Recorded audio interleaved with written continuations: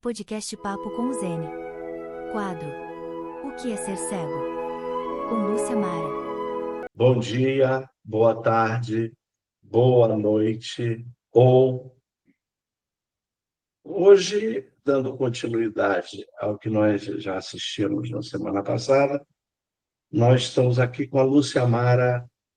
Meu Deus, eu vou errar o nome dela, mas se eu errar, ela me corrige. Formighieri, mas eu acho que não é isso, não. Mas ela vai. E o nosso quadro, que é Ser Cego, vocês já estão cansadíssimos de saber como é, né? Então, sem mais delongas, Lúcia, bom dia, boa tarde, boa noite, ou... Maurício, bom dia, boa tarde, boa noite, ou o que restou de nós, né? Aos nossos ouvintes, aos nossos telespectadores, sejam novamente bem-vindos, caso queiram me ouvir. E o meu sobrenome está correto, corretíssimo. É Formighieri mesmo. Formighieri. Então é por isso que a minha mulher achou aqui um formigão aqui no Eu não tinha entendido, agora que eu entendi. Agora que você entendeu meu Agora que eu sobrenome. Eu entendi. estava brincando comigo. Eu não tinha entendido nada, mas tudo bem, né? Você, é o seguinte, aquela nossa pergunta, porque de alguma maneira, eu acho. Aliás, deixa eu fazer uma correção. Há muito tempo, eu venho apresentando esses nossos quadros, e eu nunca digo nos nossos quadros o nome das pessoas que colaboram comigo. Nunca. E eu já pedi desculpas a eles. Eles disseram para mim que nem perceberam. Ou seja, eles acham que são iguais a mim. Tá certo? Então, editam para mim sempre duas pessoas ótimas, ex-alunos meus, ex-alunos em todos os sentidos. Hoje eles não deixam eu dar pitaco na vida deles de jeito nenhum. É a Bárbara Leal Rodrigues, que está até fazendo um doutorado de História na Federal Fluminense, e o Marcos Bezerra Lima, que está fazendo doutorado aqui na Federal do Pará, de História. Tá bom, pessoas? Eu espero que eu nunca mais esqueça de dizer o nome deles. Então, Lúcia, é o seguinte, eu faço uma espécie de coação com as pessoas. Até hoje, eu não sei exatamente o que é ser cego. E eu espero que toda pessoa me responda e consiga me ensinar o que é ser cego. Será que vai ser o caso hoje? Lúcia, o que é ser cego? Márcio, para mim, o Márcio está pensando em mim, um amigo meu. Eu acho. Maurício, né? O Márcio é um amigo meu que foi meu professor. Eu acho que ele está pensando em mim. É Maurício. Maurício, eu acho que, para mim, ser cego é... Três pontos aqui, tá? Podemos até falar sobre cada um deles, caso você tenha interesse. Número 1, ser criativo. Vamos combinar que todo cego tem que ser criativo em algum momento da vida. Seja ele na infância, seja ele na adolescência, ou seja ele na fase adulta, ou até mesmo como 60 mais. Primeiro ponto. Segundo ponto, ter tecnologias que o auxiliem. Seja ela analógica ou digital. Porque, de alguma forma, ele vai precisar de algum tipo de apoio. E terceiro, claro que o apoio da família é importante, né? Sempre foi, sempre será, isso aí a gente não discute. Mas tem uma característica que faz de uma pessoa cega única, que para mim é essencial. Sabe qual é? Chega. Saber quando precisa de ajuda. E eu te digo por quê.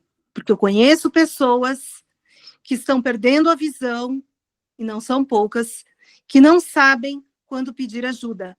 Elas ignoram a dificuldade que elas terão quando estiverem nessa situação. Então, não negar a realidade. Eu sou cega. Eu admito, eu sou cega. É preciso se aceitar para aceitar o mundo primeiro. Bom, Lúcia, eu vou pegar 2 pontos aqui. Vou começar pelo terceiro. Pedir ajuda. Não, se a gente não sabe fazer isso, é muito complicado. Mas vamos supor uma pessoa cega tímida. Como é que fica? Eu quero te dizer que eu já encontrei pessoas que tinham dificuldade de pedir ajuda no seu próprio local de trabalho. Ajuda no trabalho, tá? Não estou falando ajuda para atravessar a rua, ajuda para... Não. Ajuda no sentido de, por favor, você pode olhar isso aqui para mim, não sei mais o quê. Eu tive essa dificuldade e eu encontrei pessoas que me disseram a mesma coisa. O que você teria a dizer sobre isso? Eu acho que não é uma questão de timidez. Eu acho que é uma questão de vergonha.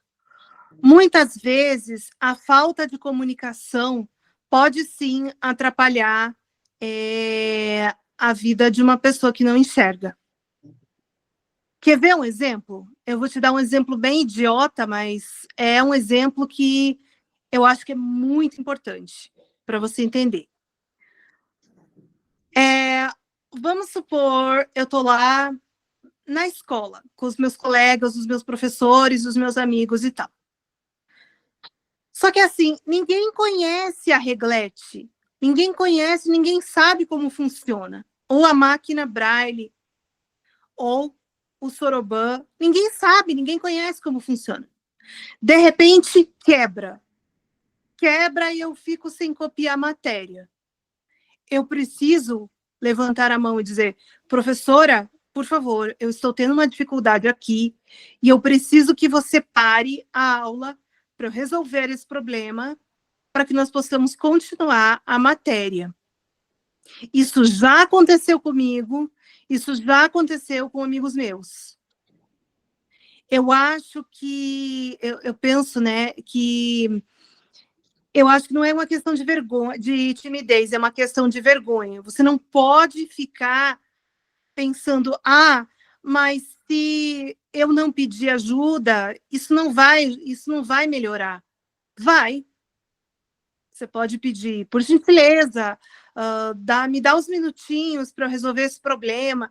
Quantas e quantas vezes a folha entortou e eu tive, professora, por gentileza, espera só um pouquinho para eu colocar a folha no lugar, sabe? Beleza, ela esperou, os meus colegas tiveram a paciência de esperar para que eu pudesse colocar a folha. Então, assim, você tem que saber, também tem uma questão de conveniência, né, Maurício? Você tem que saber a hora e o momento que você precisa pedir ajuda, né? Também não é toda hora, em todo momento da aula, em todo momento do trabalho, que você precisa de ajuda.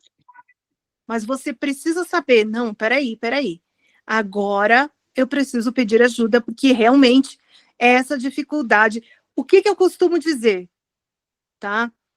Quando você percebe que os seus limites visuais estão sendo alcançados, é hora de você pedir ajuda. Eu não vou pedir ajuda, por exemplo, quando cai uma coisa no chão. Não, porque eu ouço muito bem. Eu sei que eu ouço muito bem. E eu sei que eu posso pegar. Mas eu vou pedir ajuda quando está passando um data show. Peraí. Tem um data show ali que está completamente inacessível. Eu vou dizer, erguer a mão e dizer, por gentileza, alguém pode fazer a audiodescrição para mim?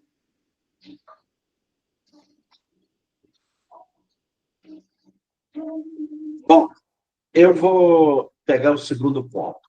Você disse que é necessária uma tecnologia que o apoie. Mas, olha, a maioria das pessoas cegas, como a maioria da população brasileira, não tem recurso. e por isso não teria tecnologia, né?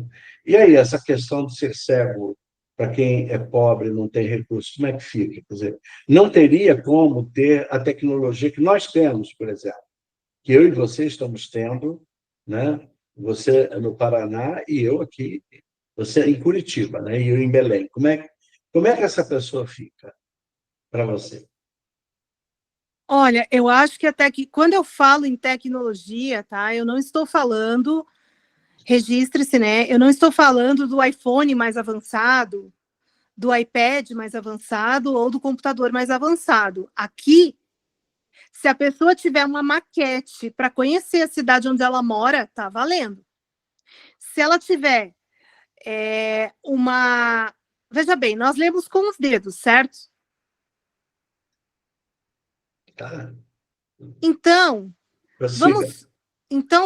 vamos supor que eu esteja num lugar muito pobre, que não tenha um computador, um iPad, um iPhone, um celular, um tablet, um iPad, algo assim. Qual recurso que eu tenho? O Braille. E, Maurício, você há de convir comigo, e ouvintes e telespectadores, que dá para fazer muita coisa com o Braille.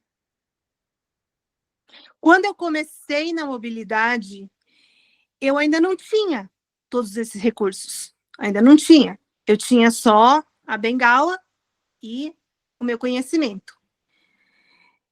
E a minha tia, beijo tia, que me ensinou os primeiros passos da mobilidade, fez um mapa em braille das ruas de Curitiba.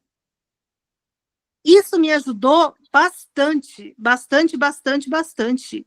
Muito mesmo. Um outro exemplo. Por exemplo, você está lá, ai, não sei escrever, o que eu faço? Não sei como é que eu vou fazer, porque todo mundo tem internet, só eu que não tenho. Ah, mas eu moro num estado muito pobre. Mas você tem, vamos supor, que você tenha uma reglete e você tenha um professor de braille e você tenha livros. Vamos supor que você só tenha isso, tá? Livros numa biblioteca de uma escola pública, uma reglete e folha de papel. Aproveite. Aproveite, porque eu já passei por isso, eu digo por experiência própria. Não há nada melhor do que começar na tecnologia com o nosso braille. É uma base que você tem para dominar todas as outras tecnologias. Eu fui interno no Instituto Benjamin Constant, então eu conheci cego de tudo quanto é jeito que você pode imaginar. Qualquer coisa de cego, eu acho que eu conheci. E é uma coisa curiosa, eu posso dizer que a maioria dos cegos não conseguiram aprender a ler braille bem. Quer dizer, aprenderam braille, claro, manipulavam braille, sabiam, mas ler com destreza era minoria, tá? E, digamos assim, olha, até cegos que a gente chama de nascença mesmo, pessoa que sempre foi cego, né? E o braille, claro, depende totalmente do tato, né? O que você acha disso? Quer dizer, que a gente pode dizer que, a despeito, por exemplo, de um braille ser criado exatamente para caber dentro da papila tátil, né? Que essa foi a preocupação do Luiz Braille, né? Colocar as letras, cada letra cabendo direitinho na papila tátil. A que você atribuiria essa pouca destreza na leitura do Braille? Você teria alguma opinião? Alguma coisa? Teria. Eu não sei se as pessoas sabem, mas além de jornalista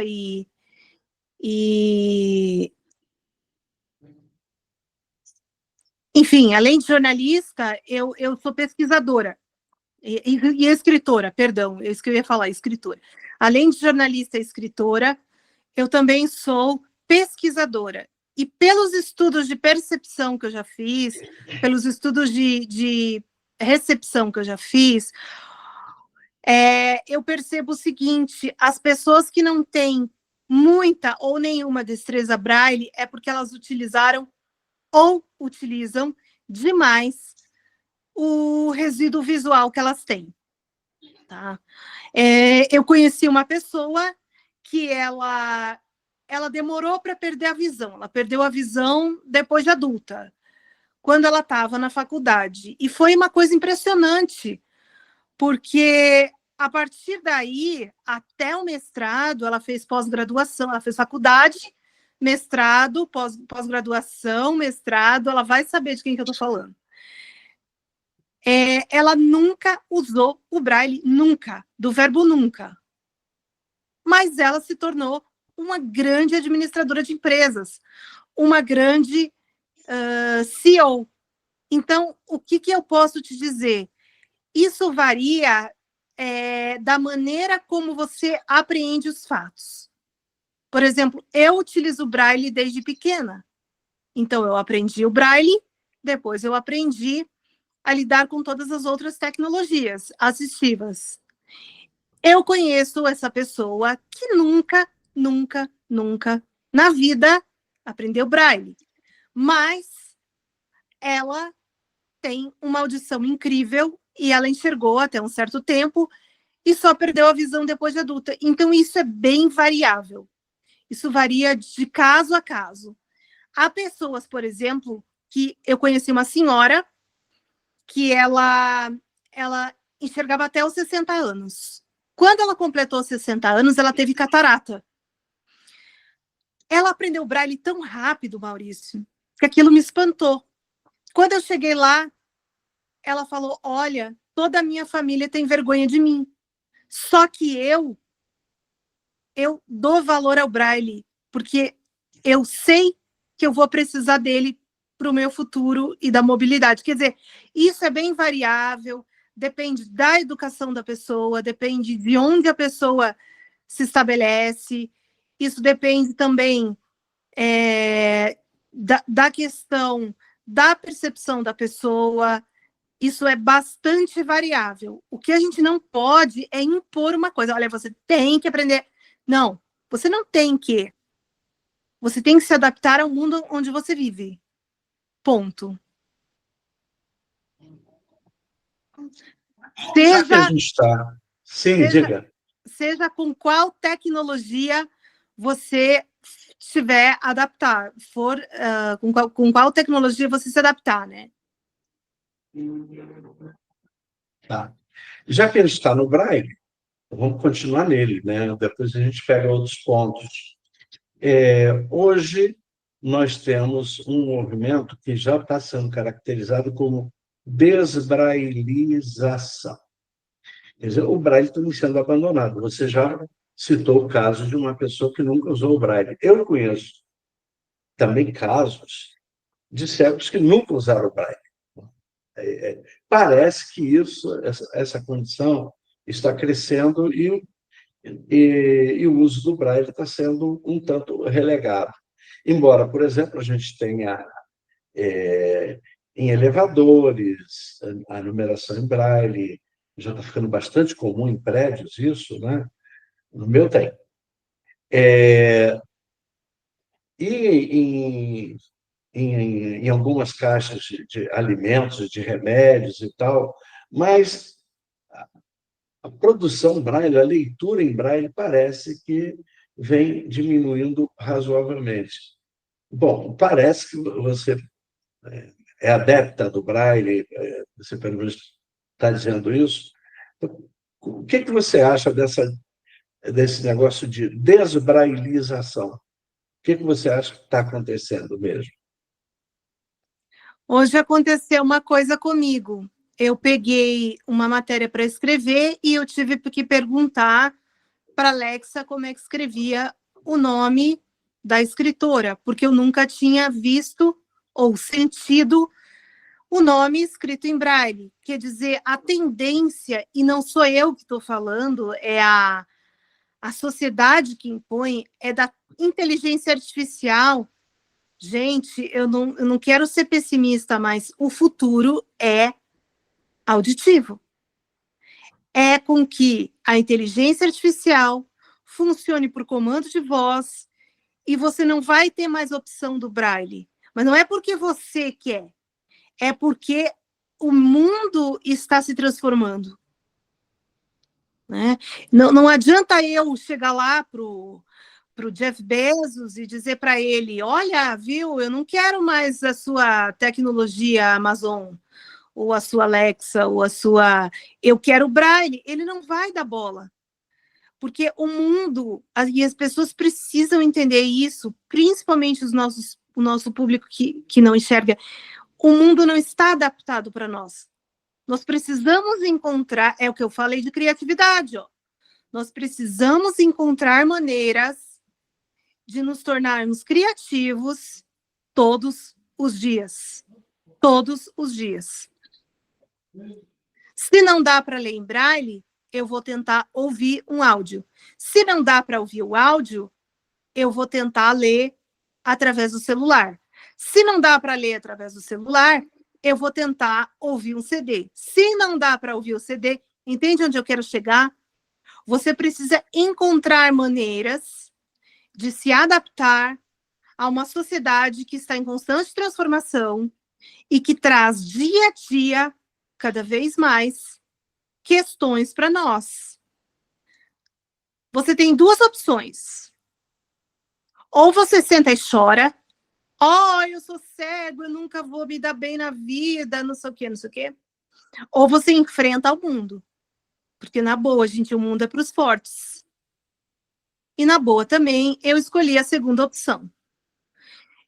Tanto que eu estou aqui filmando, vocês não estão vendo, eu estou com uma grua, que é um movimento, um objeto que encaixa a câmera, o celular. Eu montei, eu falava para o Maurício, né, Maurício? Eu montei esse negócio e pedi para uma pessoa para a câmera ficar exatamente nivelada ao meu rosto e regulei o áudio. Quer dizer, nós podemos sim fazer as coisas. Talvez não seja perfeito, talvez não seja da mesma maneira, talvez não seja igual, mas nós podemos. Yes, we can.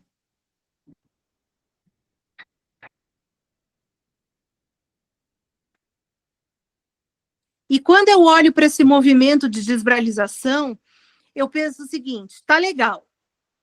A sociedade não quer que nós leiamos o braille. Beleza. Mas quais são as alternativas para a falta de ortografia, então? Param por um instante e reflitam. Digamos assim, os nossos leitores, né, eles permitem... Veja bem, é diferente do braille, que você já tem um contato direto com o que está escrito. Aqui, no caso, se você tem dúvida de uma palavra, quando você está lendo, você pode recorrer aí na tecla e ele vai te dizendo. Mas eu acho, né, muito diferente de você já ter o contato. É como a pessoa que enxerga, né? É muito diferente. A pessoa que enxerga está lendo ali, ela está automaticamente sabendo como é que a palavra está sendo grafada. E quando a gente ouve no computador, não sabe. A gente tem que arrumar o movimento para sabê-lo. É um pouco diferente, eu considero, né, que é diferente. Mas a possibilidade de nós sabermos como se grafa, nós temos. Tá? Mas eu acho diferente. Né? Eu posso não dar muita bola para como as coisas são grafadas e vai ficar por isso mesmo. Entendeu? Agora, no seu seguinte, você, na sua coluna Provisão e Revisão, você normalmente indica audiolivro. Há uma discussão entre nós, até que ponto, por exemplo, o audiolivro seria um retrocesso, até que ponto não é um retrocesso, diferenças entre, por exemplo, você ler eu não estou nem colocando o braille, tá? O braille é diferente quando a gente lê em braille mesmo, mas ler com computador e ler com audiolivro. O que você considera, quer dizer, como é que você considera essas duas possibilidades? Ler com o nosso leitor de tela ou ler com audiolivro? Como é que você considera isso? Maurício, eu não sei se todos os estudos de pesquisa ainda já foram feitos em cima disso, porque eu não tenho conhecimento das teses de mestrado de outras professoras da educação especial, né? Estaria sendo leviana se eu falasse para você, não, eu acho isso, eu acho aquilo. Agora, ao meu ver, eu creio que toda tecnologia é útil, sabe? Eu acho que toda tecnologia é útil. Tem audiolivros muito bons, só que eu já vi livros em braille mais maravilhosos ainda. Já tive contato com livros, revistas digitais. Então, assim, eu acredito que impor uma vontade para uma pessoa não é legal. Eu acredito que, o que eu acho necessário é o seguinte: apresenta-se. Olha, o braille é importante por isso, por isso, por isso. Você vai ler, vai se identificar, porque as letras elas são necessárias e tal, e tal, e tal. O áudio também. Mas a leitura no computador, no celular também. Agora, o que eu defendo é assim, complemento, tá? Eu acho que uma tecnologia ela tem que complementar a outra. Eu, por exemplo, tá? Eu uso Alexa, eu uso Braille para ler a revista, eu uso o iPhone, eu uso o iPad para escrever, eu uso tudo. Porque eu me sinto mais à vontade complementando. Conheço pessoas que não. Conheço pessoas que não, né? Então, eu indico audiobooks, mas eu sempre falo, você também pode encontrar esse livro em formato digital. Exatamente porque a pessoa que gosta de ler digital, né, ela pode ler o livro em formato digital. Só que, infelizmente, a sociedade ela não está tendo mais a demanda, até pela questão de custo, da impressão em braille, né? Assim, uma coisa que, claro, qualquer pessoa que não enxerga adoraria ter tudo em braille, né? Quando eu fiz a minha monografia, todo o material que eu usei estava em braille, né? Esses dias eu fui ajudar uma turma de uma universidade. O trabalho deles foi uma revista para pessoas com deficiência visual colocada no YouTube, como nós estamos fazendo. Quer dizer, eles acharam por bem, pelas pesquisas que eles fizeram, pelos questionários de audiência que eles fizeram, colocar uma revista em áudio. Então, infelizmente, esse é o futuro. Desculpa, como? Sim, não disse nada.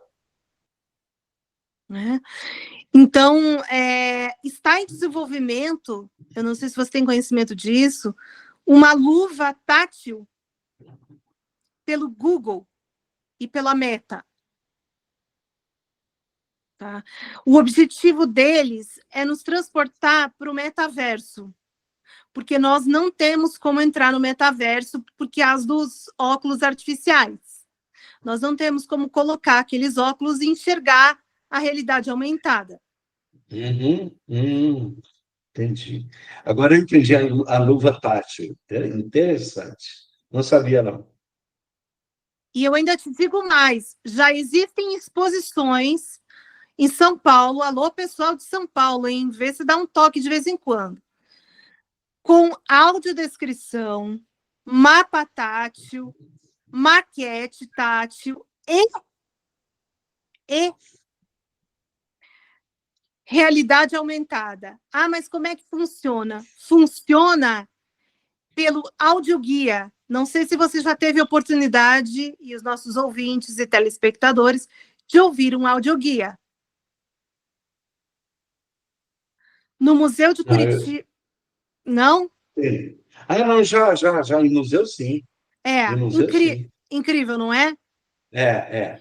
Pois é, eu acredito que aquele será o nosso futuro, como ocorreu na Japan House, como ocorreu no MOL, no Museu do Olho. Já fui em algumas exposições com audioguias e maquetes descritas, e foi muito legal, vou te falar. Ou seja, eles complementaram a audição e o tato. Eu acredito que o nosso futuro seja esse. Na minha modesta opinião de pesquisadora. Uhum. Perfeitamente. No caso aqui, né,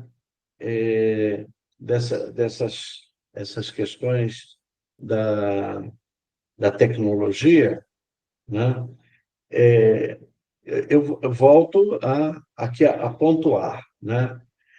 Infelizmente, as questões, ou como alguns querem chamar questões de classe, ou desigualdades, elas perpassam a nossa questão de cegueira. Quer dizer, então, durante muito tempo, eu aprendi na educação especial que essas questões de desigualdades elas não eram abordadas. Não eram. Não eram. Parece que agora começam a ser, mas sinceramente, eu vou dizer para você o seguinte: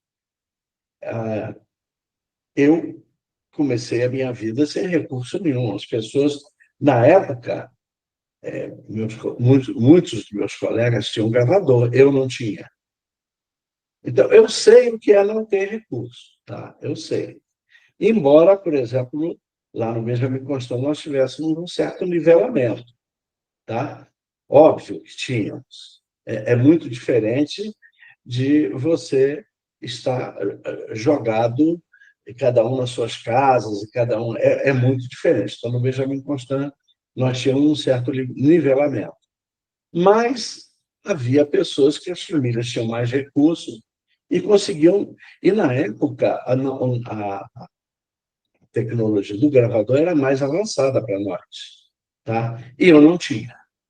Então, eu gosto muito de discutir essa questão da falta de recursos. Quer dizer, tudo que você está colocando aqui, inclusive no Vatátil e não sei o quê, é para quem tem recurso. Quem não tem recurso, infelizmente, mas isso aí não é porque é cego, não. É qualquer pessoa que não tem recurso vai continuar por baixo. Isso não tem jeito. Não tem jeito capitalisticamente falando, é claro. Aí você já está entrando bem em Thomas Piketty, né? Da economia da desigualdade. Infelizmente, exatamente. Enquanto continuarmos, né, no capitalismo selvagem que nós estamos, de destruição, né, de ideologias, infelizmente isso vai continuar. Né? E aqui eu não estou defendendo o socialismo, eu estou dizendo que as pessoas que não possuem renda nenhuma, elas vão ter muito mais dificuldade em conseguir esses recursos, tá? Isso não significa que elas não tenham acesso. Se você pegar uma escola pública, por exemplo, você pode ver por exemplo, eu tive contato com um pessoal que agendava agenda até hoje, né, na biblioteca de Curitiba para usar o óculos. Mas eles não levam para casa. Não levam, mas pelo menos eles têm a chance de ir lá utilizar o Arkham My Eye. Se é bom, se é ruim, isso já é outra questão. Mas para eles, naquele momento, é bom, entendeu? Depois eles pegam esse material e vão na UTF-PR, que imprime de graça em braille. Entendeu? Então, cada um sabe, é o que eu te falei, cada um sabe das suas prioridades, onde pode encontrar, com quem pode encontrar determinado recurso que precisa. Eu acho muito legal e quero aproveitar para elogiar esse pessoal que está utilizando impressora 3D para levar até as salas de aula das escolas públicas materiais para inclusão. Gente, isso é muito bacana o que vocês estão fazendo. Seja no ultrassom da mamãe, seja na aula de biologia, já estão se fazendo órgãos e células a partir de impressoras 3D, né? Já estão se fazendo materiais para geografia, alguns professores, né, têm alguma iniciativa. Né? Então, sempre aparece, Maurício, algum professor de alguma escola pública que tem a ideia, poxa, eu vou fazer isso em impressora 3D. Que bacana, parabéns para vocês, porque realmente é muito necessário. Você chegou a conhecer um equipamento que foi a fundação, a atual Fundação Dorina Nauil, né, andou utilizando, o Benjamin Constant também utilizou, o termoforme, que usava um papel plastificado, e que você, digamos assim, procurava, pela maleabilidade do plástico, né, você procurava mostrar desenhos quase que em 3D.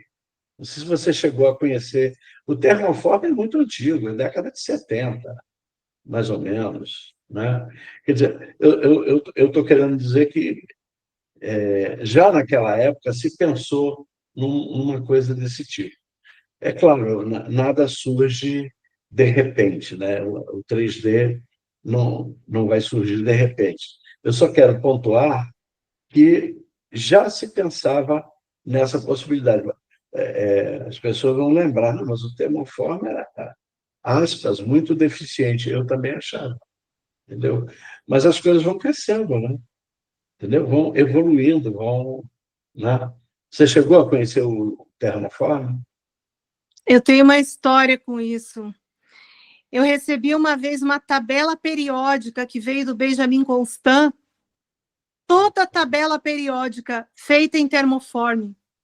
Eu fiquei apaixonada por ela. Eu usei. Foi mesmo, né? Foi. Eu usei essa tabela periódica, mas eu acho que eu não sei onde ela está hoje, se está comigo, se eu devolvi. Eu não sei, faz muito tempo, né, gente? Eu sou bem grandinha para lembrar exatamente, mas. Deixa eu fazer uma pergunta para você, não chega a ser uma pergunta íntima. Eu conheço dois tipos de tabela periódica, a da química e a da questões femininas. Qual das duas você está falando? Eu estou falando da química. Eu estou falando da química. Não, tá certo. Gases, metais nobres, então era tudo separadinho, né? Gases, oxigênio, hidrogênio. Daí, do lado de cada gás, por exemplo, oxigênio, tinha o símbolo O, hidrogênio, H, amônia, N. Olha como eu lembro, hein? Olha só, nitrogênio, NI, porque eu fiquei muito tempo com essa tabela na mão. Eu acho que foi no 2º grau, não lembro, acho que o pessoal daqui pediu e o pessoal do Rio de Janeiro fez. Depois que eu passei na faculdade, tal, eu fiz curso de inglês. Quando eu fiz curso de inglês, não sei se alguém aí vai lembrar da escola Hadley, de São Paulo. Sim, conheci bem a escola Hadley. O professor Zoilo. Então, o professor Zoilo. Aliás, eu conheci o Aristides. Você conheceu o Aristides? Não, eu conheci. Sim, o Aristides, sim, de música, né? Nossa, não. Professor de inglês mesmo. Ele dirigiu a Hadley por muito tempo. Nossa, eu não conheci ele. Foi ele sim. Foi o Aristides. É mesmo. Ele me mandou um material, ele percebeu o meu interesse pelo inglês e ele percebeu que eu gostava de inglês. Ele falou, vou te mandar um material dos Estados Unidos, só que é o seguinte, olha a sacanagem, você me devolva depois, porque você não pode ficar com ele. Eu falei, sério? Tá bom, eu faço os exercícios e devolvo. Juro para você, a minha vontade era pegar o material para mim, mas eu como eu sou uma garota muito da sincera e da honesta, eu não fiquei. Mas pensa na qualidade do material. Todo impresso, Sim, todo tudo impresso em termoforme, dos dois lados da folha, aquele inglês isso. É, aquele inglês perfeito, bem americano mesmo. Não uhum. apagava, não apagava de jeito nenhum. E a fita, com as aulas e a pronúncia dele, nós simplesmente não falávamos em português. Ai, um abraço, professor Aristides. I miss E ele you falava bem so inglês, very eu me much. lembro. I Eu me miss lembro you bem do so very Aristides. much. I miss you so very much. Eu sinto falta dele muito, muito, muito, muito. Tínhamos Aliás, uma. o Aristides, eu o conheci muito antes, porque eu também fui aluno do Instituto Padre Chico. Tá? E na época que eu estava lá, o Aristides era aluno. Significa que eu sou velho. O Aristides também. Era mais velho que eu. E lá tinha ele era o mais velho e tinha mais dois irmãos lá no Padre Chico, na época que eu estava lá, entendeu? Então você vê que eu tenho uma história um tanto longa também, né? Entendeu? E depois eu vou reencontrar o Alexis na Hadley. E é uma coisa interessante que eu não sei quantos sabem, mas a Hadley ela se dedicou à questão de surdo-cegueira. Quer dizer, ela tinha isso, mas ela tinha uma especialização nos Estados Unidos de surdo-cegueira e ela gravava cassetes com artigos, com não sei o quê, entendeu? Que eu também andei recebendo. A Hadley foi uma instituição razoavelmente importante aqui para nós na nossa época. Já percebi que na sua também. Hashtag queremos Hadley de volta. Queremos a Hadley de volta. Queremos a Hadley de volta. Era boa, não era? Era Era excelente. boa. Os cursos de inglês que eles dirigiam eram excelentes. Eu também utilizei, gostei muito, entendeu? Bom, é isso, né? Queremos a Hadley de volta, com Pois é, certeza, né? we want Hadley back. E para quem não sabe, o professor Aristides era tão profissional, que às vezes eu pensava, mas o material não vem, Vinha na data certinha e corrigido. As nossas Uhum. lições de casa, lembra disso, Maurício? As nossas É, lições é. completamente corrigidas, perfeitas. E a minha nota, né, não preciso nem dizer, né? 9, 9,5, 10.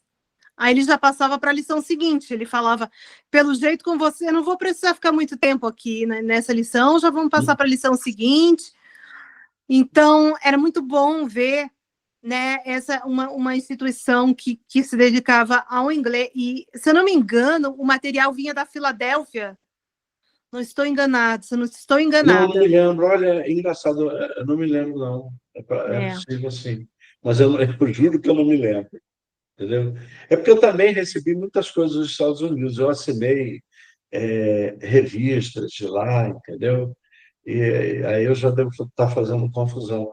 Uma revista norte-americana que me ajudou muito, me ajudou na militância, inclusive, ela existe, essa revista existe até hoje, que é a Braille Monitor. Não conheço. Da National Não, Federation of the Blind. não, essa eu não conheço, poxa. Não. E tinha da Ah, ACB, né? American Council for the Blind, que era a Braille Forum. Essas não é. duas eram revistas dos militantes, tá? Eu E eram conhecia, opostas em ideias, né? Muito eu opostas. conhecia peraí, deixa eu lembrar da musiquinha. Como é que era? Everybody, tá. SPAK, everybody wanna say, speak up. Lembra disso? Ah, SPAK, everybody wanna say, speak up. Ela vinha com a fita, o cassete, no caso, aquele tempo, né? A fita cassete. uhum. e vinha o artigo se você quisesse ler. Só que eu, né, com a minha audição, sempre preferi ouvir. E vou te falar que era bem legal. Era bem legal. A Speak Up eu assinei durante Eu muito não tempo. conhecia explicar. A Não me Speak lembro Up era, dela. a Speak Up era muito boa, muito boa. Inclusive, ela tinha... o pessoal me indicou no curso de inglês, né? Mas ela vendia, assim, bancas de revista.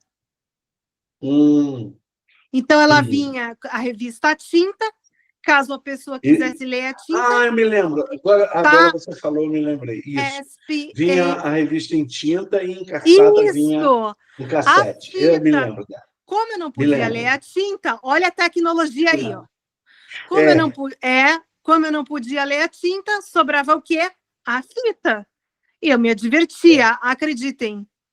Tinha uns artigos de natureza, uns artigos de geografia, como é que chama aquilo lá? Animais, flora, fauna, né? Muito interessantes. Aprendi muito sobre canguru lá, viu? Foi. Foi. Você sabe, no Benjamin Constant, nós tivemos um professor, ele ficou cego adulto também, Silvio Pélico Machado. Vamos lembrar o Silvio Pélico, né? O Silvio Pélico, ele tinha o hábito de uma ampla correspondência no mundo. Então, ele recebia muitas revistas, Estados Unidos, Inglaterra e outros lugares, não era só em espanhol também. E ele tinha uma coisa, ele recebia as revistas e dava para a gente, entendeu? Olha Então, só eu devo... Hã? que legal. Nossa, Eu devo o meu inglês ao Silvio Pélico, porque com ele eu pegava tudo quanto é revista. Para você ter ideia, inclusive a Reader's Digest integral. Era em 4 nossa. volumes. Era. Então, Agora o que eu Silvio acabei, Pélico... agora que eu acabei de me lembrar, eu li assim em Braille, revista Braille em inglês. Quando eu sabia as abreviações, eu cheguei a ler a Foreign Magazine. Você já leu? Não, essa eu não li. Ah, essa Mas eu li muita. revista, ela é vendida junto com a Rosa dos Ventos e a Poliedro. Eu me lembro que teve Sei. uma época que eles divulgavam a Foreign Magazine. Eu não conhecia a Foreign. Eu te digo o seguinte: a gente lia e havia uma disputa que eu nunca entendi. O Benjamin Constant, ele, assim que a gente começava a aprender inglês, na minha época, no 3º ano do ginásio, a gente já pegava inglês abreviado. A Fundação para o Livro do Cego no Brasil, os livros eram todos em extenso.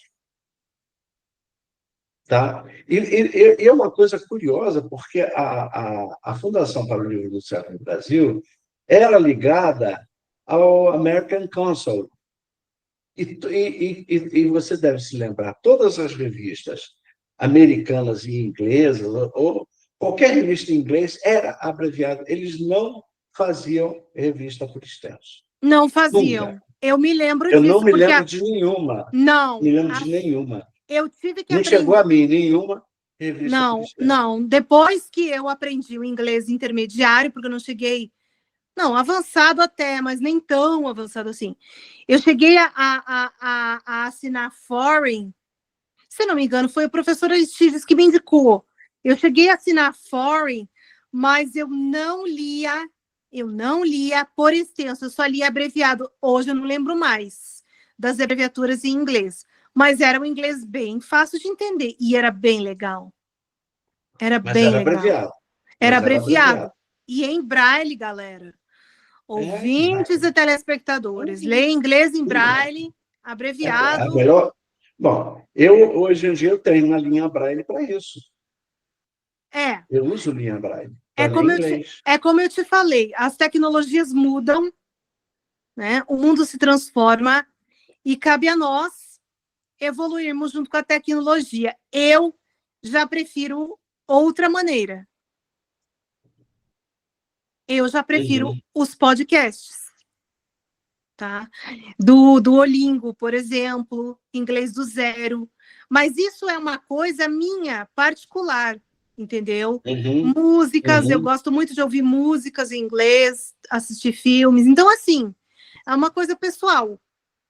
Já conheço gente que odeia o idioma, não suporta, só fala espanhol e olha Sim. lá. Então, Tem.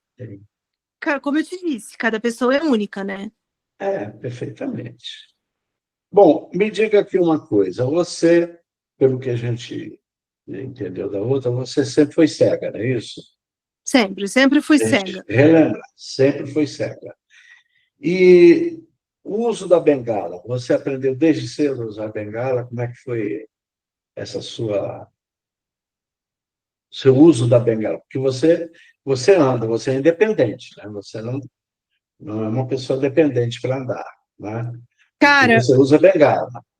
o estudo, essa questão da bengala, ela é meio chata pelo seguinte: é para ter começado mais cedo. Primeiro, eu não fui uma criança fácil nesse sentido. No começo, bem quando eu era bem pequenininha, eu achava que andando de bengala, as pessoas iam ficar me olhando feio. Então eu tinha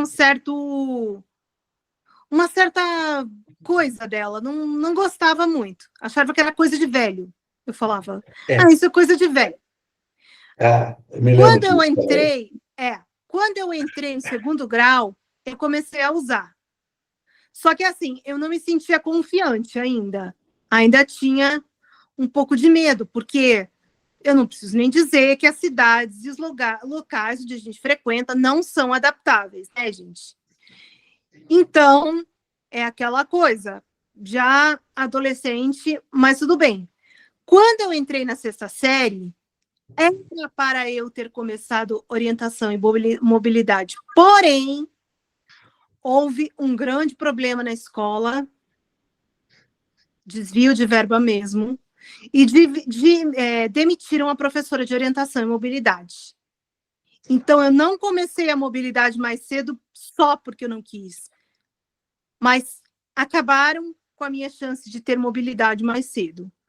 Depois que eu vim para cá, para Pato Branco, que eu estou agora, aí eu comecei, e hoje, eu não vou dizer que eu sou 100% independente, mas eu sou muito, mas muito mais confiante, sabe? Eu já pego o ônibus, eu já faço as reportagens quando tem que ir, né? Vou para lá e para cá, uso no consultório do dentista, né? Em todos os lugares, salão de beleza, vou para todo lugar onde tem que ir. Só que eu moro numa cidade onde os motoristas são malucos, absolutamente malucos.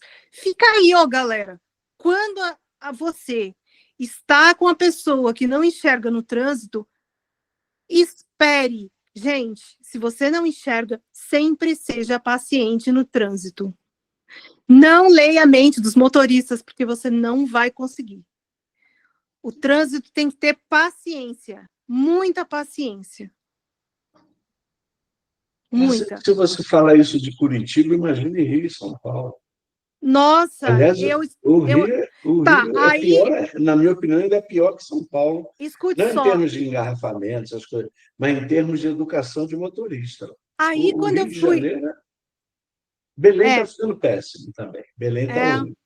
aí quando eu É. fui para Brasília, você pisava na faixa, o povo parava em Brasília, uma beleza. Você pisava na faixa, o povo parava. Eu atravessava na Não, frente, aqui o pessoal para em cima de você, mas para. em cima da gente, né? Então, É. mas quando você ia atravessar, por exemplo, para o Senado, ou aquela rua do Senado, lá no Conjunto Nacional, é muito íngreme, extremamente íngreme. Ela atravessa o Congresso, atravessa as praças dos Três Poderes e atravessa para o Senado. Só que o que acontece? As pessoas respeitam e tem sinal sonoro. Então, Uhum. caro ouvinte, eu vou dizer uma coisa para vocês. Quem anda em Brasília, anda em qualquer lugar. Eu achava Eu que isso também era... acho. Eu Eu achava, também acho. escute só, eu achava que era a frase de efeito da minha professora de mobilidade. Ah, ela tá brincando. Cara, depois que eu aprendi a me movimentar em Brasília, eu falei, não, realmente, minha cidade é fichinha perto disso aqui. Não, é mesmo. Que Brasília é uma cidade meio descampada, né? A, É porque nós estamos acostumados com esquinas.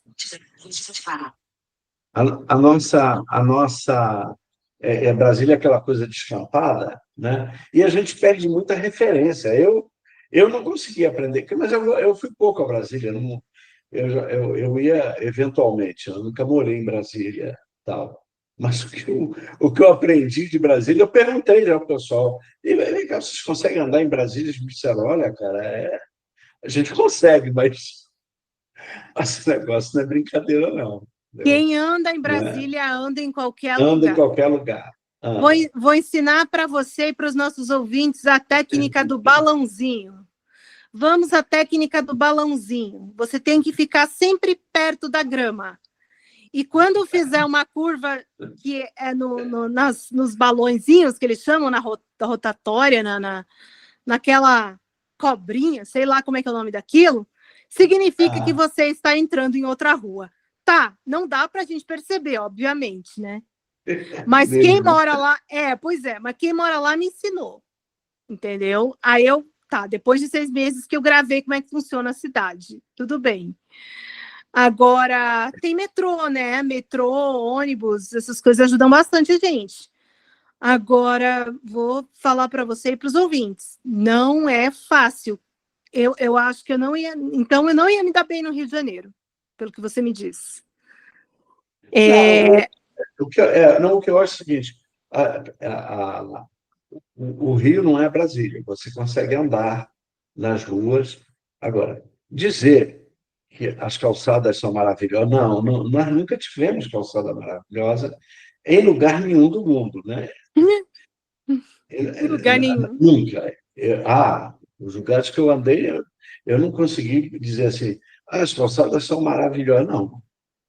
Não, mas no Rio de Janeiro, digamos assim, é porque há uma questão que as pessoas, às vezes, assim, não, a gente precisa retirar os obstáculos para a pessoa cega andar melhor. Não é uma verdade isso. Às vezes, o obstáculo é orientador. Né? Você sabe disso. O obstáculo pode ser orientador. Né? Eu sei que aquele hidrômetro está ali, eu conheço ele, eu não sei. Tem coisas assim que eu considero mesmo que, se tirar todos os obstáculos, a gente vai se perder. É bom que a gente discuta muito essa questão dos obstáculos. Entendeu? Sinceramente, para mim, pessoalmente, eu prefiro que o ser humano que está parado na calçada saia da minha frente do que o obstáculo que está na frente. Sinceramente. Me atrapalha muito mais. Não. Claro, com certeza. Sinceramente, você parar no ponto de ônibus para fazer selfie, sinceramente, não dá, gente. Desculpa. Não dá, né? Não dá. Não dá. A gente tem que passar por onde você está, né? A gente tem que passar, né? Pega o bebê no colo, tira o carrinho da frente, depois a gente passa, né?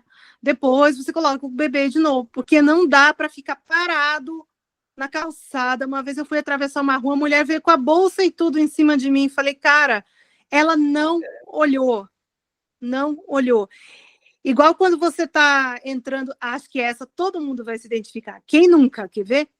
Você está entrando numa academia, num espaço de lazer, num supermercado, num lugar, e a pessoa vem com o carro de ré. Oh, maravilhoso! Cadê o retrovisor? Sim. Quem nunca? Quem nunca? Quem nunca? Né? É verdade. Quem nunca? Quem nunca? Essa aí. Quem nunca? Quem nunca? E como diz o nosso colega Marcos Lima, e os orelhões? Quem nunca bateu a cabeça? Quem nunca, né? Quem nunca? Quem nunca? Eu costumo contar uma história. Um colega meu, ele trabalhou comigo na rede ferroviária. Ele enxerga, tá? Mas ele era muito desligado, muito desligado. Aí um dia eu estava andando com ele, ali se eu não me engano, na Avenida Presidente Vargas, eu acho que era lá. Aí, de repente, meu amigo Rogério sumiu. Ele entrou com tudo dentro de um orelhão. Te juro, estou falando sério. Eu ri muito e eu contei lá na rede. Aí quando eu contei, ele disse: Não, mentira dele, quem entrou no orelhão foi ele, não fui eu. Eu disse: Ô, Rogério, presta atenção, eu entrar em orelhão é normal. Eu entro todo dia. O engraçado é você. Você que é engraçado. Eu não. Não foi verdade. Ele entrou no orelhão. Eu juro para você que ele entrou mesmo. Entendeu? E com ele aconteceu uma coisa muito interessante. Tinha outra pessoa cega trabalhando comigo, a Regina Klim. Faleceu, infelizmente. Era gente boa, minha amiga. E um dia nós fomos almoçar, ele saiu conosco. Eu do lado esquerdo e ela do lado direito. Aí a gente parou para atravessar. Estava esperando o sinal. Aí veio uma camarada do lado da Regina e perguntou assim: Vocês querem atravessar? Aí eu e a Regina percebemos o lance. A Regina, sacana, disse: Queremos. Aí a camarada pegou no braço da Regina e atravessou nós três. Quando a gente chegou do outro lado, a gente caiu na gargalhada do Rogério. O que houve? Eu disse: Pô, mas você não percebeu, não? Você foi atravessado. Não, existem histórias e histórias. Comigo também, uma vez. Me colocaram no ônibus errado, fui parar em Ceilândia. Ó, que beleza. Era para ter chegado no Guará. Quem nunca, quem nunca, quem nunca? Quem nunca, quem nunca? Foi colocado no ônibus errado. Pois no é. ônibus errado, isso. Se a gente for fazer a sessão dos quem nunca, olha, vai dar um filme até amanhã cedo, Maurício, né? E os nossos ouvintes devem estar se deliciando, porque eles devem estar, poxa, não acredito que a Lúcia já passou por isso. Já passei por isso, quem nunca? Você está numa coletiva de imprensa, chega uma colega de imprensa, pô, mas você é cega, o que você está fazendo aqui? Quem nunca, né? Tipo isso também. Fiz em São Paulo, eu pedi o camarada para me botar no ônibus da Vila Mariana, ele botou na Vila Maria. Quem conhece São Paulo sabe que é do lado do posto. Aí, quando eu percebi, eu digo: Bom, agora danou-se. Aí, eu conversei. Olha que interessante. Eu conversei com, não sei se foi um cara do lado, ou um trocador. Ele me disse o seguinte: Faz o seguinte, cara, você vai até o ponto final, que o ponto final do nosso ônibus, ele vai te deixar na boca do metrô. Você toma e desce na estação que você quer. Eu disse: Muito obrigado. E fiz. Demorei o quê? Mais uma hora? Mas tudo bem, né? Eu tive a sorte de encontrar um adolescente muito bacana em Ceilândia que falou: Não, você não está no ônibus do Guará, você está no ônibus de Ceilândia. Então, você vai ter que voltar para o lado contrário e pegar o ônibus que veio, né, para o Guará. Eu falei: Tá bom, mas ele não é amarelo. Ele falou: Ele não é amarelo. Ele falou uma cor lá, agora não lembro. Mas o que eu vou te dizer é o seguinte: abraço para os motoristas de ônibus. Vamos lá, Maurício. Abraço para os motoristas de ônibus, para os cobradores, que são a nossa bênção. É ou não é? Mais ou menos, mas no geral, sim. Se comparar com as pessoas no ponto que fingem que estão dormindo, ou não querem levantar para a gente sentar. Quem nunca? Quem nunca? Vamos lá? Quem nunca? Quem nunca? Esse filme vai ser divertido. Agora, andar em São Paulo, você pedir informação ao motorista de ônibus, porque quando eu morei em São Paulo 10 meses, antes eu ouvia dizer assim: olha, o camarada de São Paulo, ele tem um detalhe, ele não conhece nada, né? Se você se bobear, nem a rua dele. Aí eu ria, achava engraçado e tal. Mas tinha uma outra coisa: se você pedir uma informação, ele vai te dar. Que ele não acha Ele não vai dizer para você, não sei. Aí eu fui morar em São Paulo. Eu juro para você, Lúcia, era verdade. Era verdade, eu juro. E sempre que eu vou a São Paulo, é aquela coisa, eu encontro gente que conhece e gente que não conhece. Então, a gente tem que tomar muito cuidado quando a gente vai pedir informação em São Paulo, entendeu? O paulistano é barra pesada, vou te contar. Pois é, Tem que tomar cuidado mesmo. eu gosto de Curitiba nesse sentido, sabe? Uma vez Eu também. pois é, Sempre uma que eu vez vou eu fui aí, até sabe que meu point é a biblioteca. Beijo, Cléo. O meu point é a biblioteca de Curitiba. Agora centralizou todos os eventos lá, faço reportagens lá, uma beleza, né? Você conheceu o Ayrton? Ayrton, se for quem eu estou pensando, das máquinas? Não sei. Ele já se aposentou, mas eu acho que você ainda deve ter alcançado o Ayrton. Eu acho que sim, eu Lá. creio que sim. Bom, Certamente, certamente. enfim, uma vez eu desci na Praça Rui Barbosa e não tinha ninguém ali para me ajudar naquele momento.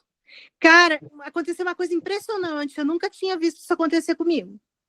Um motorista desceu do ônibus que ele estava dirigindo, ele estacionou do ônibus e foi me ajudar, falou, olha, eu vou te ensinar um negócio, passa a bengala no meio-fio, porque você vai estar contornando a praça. Quando você atravessar a praça, é só você atravessar na Carlos de Carvalho e tomar Murici. Gente, eu não acreditei. Deu certinho, certinho, eu estava lá na biblioteca. Daí, claro, entrei na Cândido Lopes, né, que é a rua da biblioteca, Cândido de Abreu, né, e fui parar na biblioteca. Eu falei, gente, eu não acredito. Um motorista de ônibus me ajudou a atravessar, né? Eu falei, gente, tinha tantas pessoas no ponto, só que ninguém parou. Elas continuaram seus caminhos. Então, é uma coisa impressionante. Às vezes acontecem umas coisas comigo. Não, a Júlia também tem disso, né? Agora, me diga aqui uma coisa, Lúcia, tudo bem, você anda bem de bengala. Você já pensou em ter um cão-guia? Ai, cara, não me fale essa palavra. Cão. Eu não suporto. Não. Então, eu vou mudar para cachorro, pronto, não é cão. Não, Um cachorro, cachorro-guia. cão. Não, não, não, não, não, não. Não. Eu já passei pelo processo, eu vou te falar. Eu já passei pelo processo de aquisição. Mas eu vou te falar, é tanta burocracia. Pessoal que está ouvindo, ó, é muito formulário para preencher. É muita exigência. Você sabia que custa R$2.000 só o cachorro? Para manter aquilo lá tem que ter muita grana. E a gente, já que a gente está falando, esse cachorro no Brasil que você, porque já há a possibilidade que antigamente você só adquiria nos Estados Unidos, né? Quando começou o cachorrismo aqui no Brasil, o pessoal ia para os Estados Unidos. Sim, sim, eu tenho uma amiga que foi, inclusive. Beijo, Dani. Ela deve estar no YouTube também. Eu tentei, em Brasília, fazer quando o Moisés ainda estava lá em Brasília, quando ele ainda estava na Federação Nacional do Cão Guia, que ainda estava no começo, né? Tentei fazer toda a questão do formulário, mas a questão é que eu não curto cachorro. Então, mesmo que eu conseguisse, não ia dar certo. Não ia dar certo, porque... Eu nunca ouvi falar em gato-guia, né?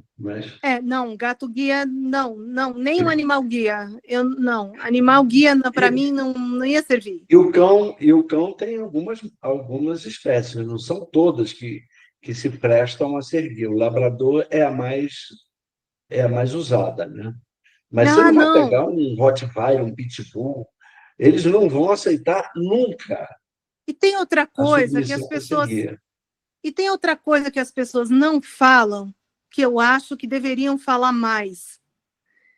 Primeiro, que não é qualquer espécie, né? Como você acabou de dizer. Segundo, o custo... Não mesmo. Tá.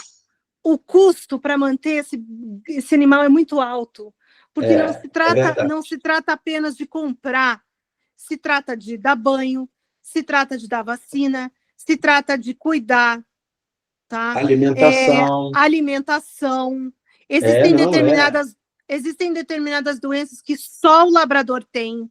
Você tem que levar para passear, porque é o tipo do animal que tem uma energia incrível. Então, ele não Uhum. fica quieto, parado dentro de casa. Você tem que estimular. Olha a bolinha, pega a bolinha, todo dia. Não, eu nunca pensei em ter cão guia. Eu Não, eu nunca também pensei. não. Tá? Eu Nunca também pensei. não. Não, Não, nem para não... encher formular, nunca, nunca, nunca. E eu sei das diferenças entre ter um cão guia e ter uma bengala. Eu costumo dizer o seguinte: a bengala a gente aprende uma mobilidade defensiva. E a mobilidade com cão guia não é defensiva, é É até a minha. agressiva. Concordo com você. Né? Concordo totalmente. A bengala, ela faz uma mobilidade defensiva. O cão Defensiva. não. Por mais que me digam, Não, ele vai desviar do perigo. Desculpa, mas eu discordo. Eu não concordo não com sei. isso. Veja bem, Ele o pode. cão ele desvia, mas isso não quer dizer que a sua mobilidade seja defensiva. Ele desvia porque ele desvia, entendeu? Mas quando você anda com o cão, você se solta, né? É por isso que, por exemplo, eu tinha um amigo que o cardiologista disse: não, você deve fazer caminhadas. É, e aí ele, durante um tempo, ele andava o quarteirão inteiro. Eu dizia para ele: fulano, isso é besteira, essa caminhada que ele está dizendo é para quem enxerga. Se você usasse cachorro, tudo bem, dava para você fazer esse tipo de caminhada, mas a caminhada com bengala é muito diferente. É muito diferente. As pessoas Muito acham que é igual, diferente. não é igual. Não, Não é não, não, igual. não é. Não é Não igual. é. Né? Não é. Tanto não Então, é. por exemplo, ou você anda com um cachorro ou anda com alguém, para dar Exato. essas caminhadas recomendadas para você fazer atividade física. Entendeu? Exato. A caminhada com bengala não é recomendável para esse tipo. Porque, primeiro, por mais que a gente seja treinado a usar bengala, a andar com bengala exige de você até uma certa tensão. Você atenção, fica isso que eu ia. tensionado. Exatamente. Você Atenção e tensão, as duas coisas. atenção e tensão. Você tem que E ligar os tensão. 4 sentidos, 6 Exatamente. sentidos. Eu sempre fui péssimo nisso, mas é verdade. Sim. Eu, eu passava. Eu me lembro que eu ia para determinado lugar e eu só descobri que eu tinha passado quando eu chegava na esquina. Não é que eu não conhecesse o lugar, não. É que eu ia pensando em outras coisas e tal. Eu não ia pensando em você porque eu não te conhecia, senão você poderia ser alvo. E eu tenho que falar com a Lúcia, não sei o quê e tal. Blá, blá, blá. Aí, quando eu notava, eu já estava na esquina. Entendeu? Mas Exato. tudo bem. Ai, eu também sou assim. Deixa para lá. Eu vou pensando em outras coisas. Mas o legal da bengala é o seguinte, na minha opinião, né? Que o legal da bengala é o seguinte: por mais que você tenha obstáculos no meio da calçada, que você tenha. Primeiro que você não tem que cuidar, tá? Chega, dobra, põe dentro do plástico da bolsa, limpa, né? Claro. Põe dentro do plástico da bolsa, não tem que limpar cocô, não tem que dar comida, não tem que dar banho, não tem que dar vacina, nada disso. Primeiro, né? É, Segundo, ela é os teus olhos, então ela vai te avisar, porque você tem a proteção superior e inferior. Ela vai te avisar do que está embaixo e a sua mão vai avisar do que está em cima. Você utiliza a proteção superior em todos os caminhos que você vai, né? E o teu ouvido, cara, é uma coisa espetacular. Não há nada que substitua, digamos assim, a visão. Eu posso te dizer exatamente hoje, com a minha estimulação, para onde um carro vai se ele virar aqui na minha rua. Se ele vai para o centro ou se ele vai para as ruas adjacentes. Porque eu fui treinada para isso. O cachorro, ele não é treinado para isso. Ele é treinado para atacar. Ele é treinado para desviar. Mas você foi preparado para isso desde pequeno, como se você fosse um morcego. Então, as pessoas não entendem que não é... Eu tenho raiva quando eu vou sair com a bengala e o povo olha para mim e diz assim, tu vai passear? Não, querida, eu não vou passear. Eu vou trabalhar, eu vou estudar, eu vou fazer qualquer coisa, mas a bengala é um instrumento de trabalho, assim como um tablet, assim como um iPad, como um celular, como um computador. Eu encaro assim. E na tua caminhada, o que você acha dessas calçadas, esses pisos táteis? Começa em nada e termina em nada, como diz uma professora de mobilidade minha, que eu tive aqui também. Ele começa em nada e termina em nada. Porque os arquitetos, infelizmente, eles ainda precisam estudar um pouquinho mais de acessibilidade arquitetônica. As cidades, como eu já expliquei, elas não são modeladas para a gente. Um dia me mostraram um mapa da cidade. Eu falei, sério, o mapa da cidade é assim? Tá. Então, presta atenção. Vocês vão fazer todas as rotatórias, vocês vão me avisar. Gente, esse negócio de rotatória é péssimo. Eu moro numa cidade que é muito cheia de morro, no interior do Paraná. É muito cheio de morro aqui. Para você descer para o centro, para você subir para cá, né, no bairro que eu moro, para você ir para a cidade, é muito morro, muito obstáculo. Teria que fazer uma rota alternativa, que seria pela rua do colégio onde eu estudei, que fica a 6 quadras da minha casa, e aí você desce pela rua do colégio, né? E na volta, você não pode pegar a avenida principal, de jeito nenhum. Você tem que pegar a rua que sobe até o colégio, para você não subir morro e subir só o morro do colégio. Gente, essas rotas alternativas são de matar para mim. Eu não sei vocês, gente, mas eu odeio a tal da rota alternativa. Né? Em Curitiba já é mais fácil. Lá, o que um biarticulado não faz, não é? Uhum. O que um ônibus biarticulado não faz? É uma beleza.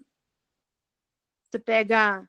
Agora o prefeito Eduardo Pimentel está montando uma outra linha de ônibus para atravessar da região metropolitana para Curitiba, da região metropolitana até o centro, até os bairros de Curitiba. Ela vai atravessar a cidade inteira, olha que beleza. Ou seja, quem vem de Colombo, entendeu? Se tem o Célio, legal. né? Que Aliás, massa. aliás, eu queria fazer uma correção, se você me permite. Quando eu falei se você conheceu o Ayrton é da Biblioteca de Curitiba. Tá? Não, esse Ayrton não. Eu Pois é. conheci, não, eu conheci o Ayrton que consertava máquinas, mas esse Ayrton não. Eu Não, conheci a Vera. Tia Vera Coelho. Beijo, Vera. Nossa, Sueli Ducati, você conheceu?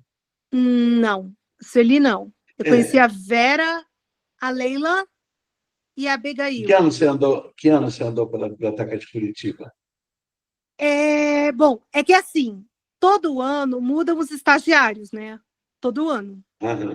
Eles têm um tempo, fazem concurso público, é biblioteconomista, né? Eles têm um tempo, fazem concurso público, ficam um tempo. Hoje é a Cleumira Burginski, é a Cleo. E teve um tempo que foi a Vera, teve um tempo que foi a Leila, teve um tempo que foi a Abigail. Então eu fiquei lá, acho que do primeiro até o segundo grau, uma coisa assim, até a 8ª série. Eu fiquei dos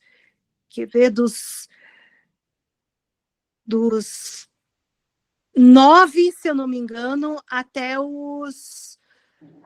8ª série.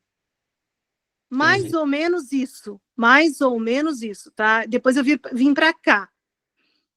É porque esse pessoal que eu estou te falando, década de 90 e, digamos assim, até 2010, 2011. Ah, Entendeu? não estava mais lá. Não estava mais lá. Não, realmente, não Tá. estava mais lá. Depois, aí, recentemente, depois, tá. Aí passou um tempo, faculdade, tal, vestibular, faculdade. Quando foi em 2010, 2015, 2016, que eu comecei a 2016, que eu comecei a trabalhar para o jornal, a Cleo já estava lá, a Cleomira. E daí, até hoje, ela está lá, com outros estagiários. Né? Só que mudou todo o sistema lá, mas a sessão Braille continua lá, galera. A sessão Braille está firme e forte na biblioteca. Sempre vou para lá, sempre estou indo para lá. E agora tem o Cine, como é que é o nome? Cine Inclusão, que eles passam filmes com audiodescrição, que eles recebem. E o mais legal disso é que você pode assistir de graça, porque eles são gravados, eles recebem da Fundação Dorina Nuil. Fica a dica. Bom, então vamos entrar na questão da audiodescrição. O que você acha do que se faz hoje com audiodescrição? Que hoje em dia tem muito filme com audiodescrição, filmes, séries, até novelas e tal. O pessoal usa a audiodescrição, às vezes, até para campo de futebol. O que você acha desse movimento da audiodescrição? O bichinho da audiodescrição me mordeu em 2014. 2012, quando eu estava lá em Brasília, que eu fui convidada para ser jurada do Assim Vivemos. Que, para quem não sabe, sei. né, é um festival de cinema. Eu fui convidada para ser jurada. E o filme que eu votei ganhou. Sabe aquele festival, eu não sei se os ouvintes vão lembrar, os telespectadores, que venceu o filme das Irmãs Iranianas? Eu estava lá, eu votei naquele filme. Ele venceu, ele venceu. E de lá para cá, tudo o que tem audiodescrição, pelo menos que eu conheça, eu acompanho. Né? Você conhece o Cine Brasil? Cine Brasil? Não. Não? Não. Olha, o Cine Brasil é uma plataforma. Adoro quando alguém me pega de surpresa e me apresenta novidades, tá? Vamos lá. Então, o Cine Brasil é o seguinte, ele tem um aplicativo, você pode entrar pelo seu celular, tanto iOS quanto Android, né? E lá, tudo que tem lá, filmes, séries, está tudo com audiodescrição. E é muita coisa. Eles colocam... Tem dia que eles colocam 10 filmes com audiodescrição. Pago? Tem que assinar ou não? Não, é gratuito. Gente, gratuito. Eu não sabia disso. Pelo amor de Deus, eu tenho que baixar isso amanhã. Tem que baixar isso amanhã. Então eles têm uma página. Eu não consegui rodar o filme pelo computador. Aí tem um camarada do Rio de Janeiro que criou um aplicativo chamado Cinevox. Mas isso aí é para o usuário do Osvox. Ele só faz aplicativo para quem é usuário do Osvox. Tá? E é uma beleza. Eu uso o Cinevox dele. Tá? Mas o Cine Brasil, para o seu celular, você vai entrar e a página deles é Cine, com www na frente, nem todo mundo tem www, mas eles têm.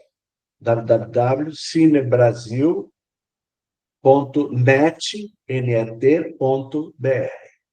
Pronto. Você vai amar. Eu garanto que você vai amar. Tá? É um site, então, não é um aplicativo. É uma plataforma. É uma plataforma. Você pode usar no seu Android ou no seu iPhone. Opa, deixa comigo, porque fuçar e descobrir as coisas é comigo mesmo. Gente, não, você vai gostar. gente. Você vai gostar eu e vai se espantar com o que já você vai. amei. Não, já amei, porque falta muita audiodescrição, gente, pessoal da AD, ó. Eu não quero mais descrição com robô, pelo amor de Deus. Outro dia eu assisti uma série na Netflix, créditos, adolescência. Aí no outro negócio, créditos, adolescência. Eu falei, gente, cadê a moça explicando a abertura do negócio? Cadê? Né? Fiquei passada, enfim. A audiodescrição eu acho muito importante, porque existem muitas coisas que precisam ser descritas para nós, que nós precisamos entender, e ocorre uma lacuna de informações.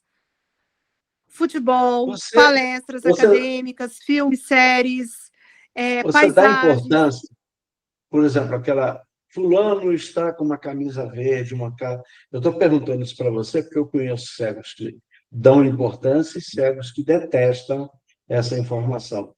Como é que você se posiciona? Você quer saber a cor da roupa, essa coisa, ou isso para você não importa? Eu quero saber tudo, tudo. Eu não me conformo de ficar sem informação. Aqui em casa já tem um esquema. Começou jogo de futebol, meu pai tem que descrever, senão não tem graça. Não tem graça. Não Qual tem. time que você torce? Aí no Paraná. Vai dar problema, mas enfim, já que vocês fazem questão de saber, eu sou do Atlético. Eu sou do Atlético Paranaense. O Furacão? Mas eu sou do Furacão. O Furacão. Eu sou do Furacão. Só que assim, veja bem, vamos explicar. Eu sou do Furacão, mas eu não sou maluca, né? Eu não saio por aí agredindo torcida, eu não saio por aí zoando, entendeu? Vamos explicar. Eu torço, mas se ele perder, beleza, não tem problema. Tranquilo. Zoar eu acho legal. Eu já zoei com o Grêmio. Foi um prazer zoar com o Grêmio. Desculpa aí, gente. Mas aquele 4-0 do Atlético no Grêmio não teve como não zoar. Foi mal. Você sabe, tem o Juca Kfouri, que eu vi ele contar, que um dia o Luiz Fernando Veríssimo escreveu uma crônica, né, em que ele dizia assim: o Juca, se referindo a ele mesmo, o Juca não conhece gaúcho. E falava. E o Juca lendo, dizendo: pô, mas peraí, o Veríssimo é meu amigo. Como é que ele está dizendo um negócio desses? Aí ele encerra dizendo o seguinte: um dia o Internacional jogou contra a seleção brasileira. E aí o pessoal da torcida do Internacional disse: pega porque eles são brasileiros. Aí o Juca caiu na gargalhada. Parece, então, que o pessoal não conhece gaúcho. Mas é assim mesmo. Eu acho que não é só a torcida do Internacional, não. Se você pegar a torcida do Flamengo, do Corinthians, que são torcidas bem aguerridas, eles são mais ou menos assim, entendeu? É mais ou menos desse tipo, entendeu? Então, mas muito quando o pessoal dizia: pega porque é brasileiro. Pois é, o meu problema é que eu sou aquela torcedora morna, sabe? Tudo bem, se ganhar, ganhou, se não ganhou, tudo bem, se empatar, tudo bem também. Sabe? Eu assisto, mas eu não fico remoendo, entendeu? Teve um ano que o Atlético foi campeão da Libertadores, não vou lembrar a data, não me pergunte, porque eu sou péssima para gravar datas, não lembro o time, olha só como eu sou, tá? Não lembro o time, eu sei que ele foi campeão da Libertadores. Tá, beleza, foi campeão da Libertadores, e daí? Sabe? Eu sou esse tipo de torcedora, tanto que eu não lembro nem a data. Então, tudo bem, tá tudo certo. Eu não me lembro do Atlético ter sido campeão da Libertadores. Dizem que foi. Mas eu não vou lembrar. Eu não sei se foi em 1980. Por aí. Enfim. Agora, é uma coisa que eu acho lamentável para nós, é o seguinte: você assistir jogo pelo rádio antigamente era uma coisa, e assistir hoje é outra. Porque é o seguinte, a audiodescrição, o pessoal diz assim, não, a gente tem que fazer porque os cegos e tal. Não, eu diria para você que não é verdade. A audiodescrição é para quem não está vendo. E você pode não estar vendo, não é porque você é cego, é porque você está assistindo pelo rádio. Se você está assistindo pelo rádio, você não está vendo, tá? Você pode, no máximo, estar vendo a cara das pessoas, não sei o quê. Veja bem, Mas veja vendo, bem, você não está. Ô Maurício, aí você vai entrar na linguagem do veículo de comunicação. A linguagem, Exatamente, é aqui que eu estou entrando mesmo. A linguagem do rádio é uma coisa e a linguagem da TV é absurdamente outra. Diferente. Deixa eu fazer uma homenagem aqui, porque domingo vai começar a série da minha grande ídola, Glória Maria, e eu estudei com vídeos dela. Aham. E aí o que aconteceu? O meu professor de telejornalismo falou assim, eu não acho a Ilse Scamparini uma boa jornalista de TV. Daí eu fiquei meio assim, falei, ué, as duas trabalham na Globo, as duas fazem jornalismo, as duas... Eu falei, por quê? Porque na época eu não sabia, né? Ele falou por um simples detalhe, porque a Ilse descreve televisão, não é descrição. Ah, sim. Tá? Então, é o seguinte, a televisão ela não é feita para ser audiodescrita. Tá? A linguagem da televisão não. É verdade. Agora, é aqui que vem a minha crítica ao pessoal do futebol do rádio. Antigamente você assistia e eles descreviam tudo. Hoje em dia, sabe o que está acontecendo? Eles assumem o seguinte, que você baixa o volume da televisão, fica assistindo, olhando a televisão e ouvindo o rádio.